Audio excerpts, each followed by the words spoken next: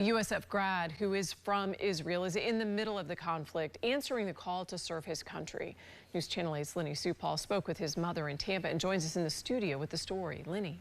Good evening, Jen. Yes, Jesse Davidson, passionate about serving others, and he's actually a teacher here in Tampa, the elementary and middle school where he grew up, but he also answered the call of duty on a moment's notice once the conflict erupted overseas. And tonight, Jesse's mother says his strength has been a source of her inspiration over the last 3 very difficult weeks.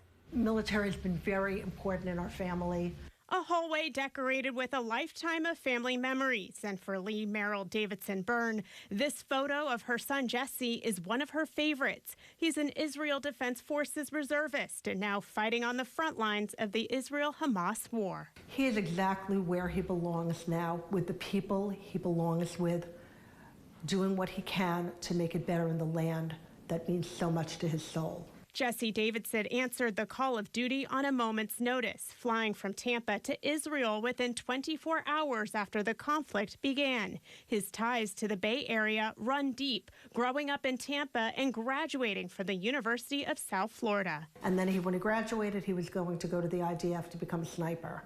And that's what he did. But now, Lee Merrill Davidson Byrne coping with the grim reality that her son is in the midst of a war zone. Our lives have been on pause. I'm living in 2 time zones.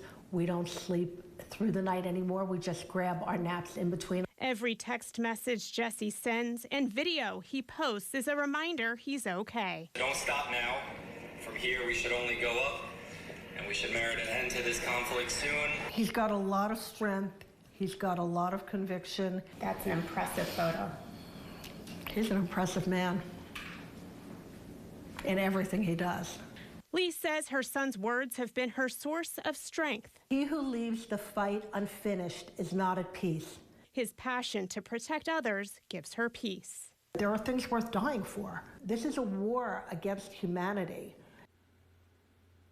And at this point, Jesse's mother says that they've been able to talk on the phone about once a week and touch base through text message at least once a day. But as the war continues, she's already prepared herself for the painful fact that their messages may not be as frequent.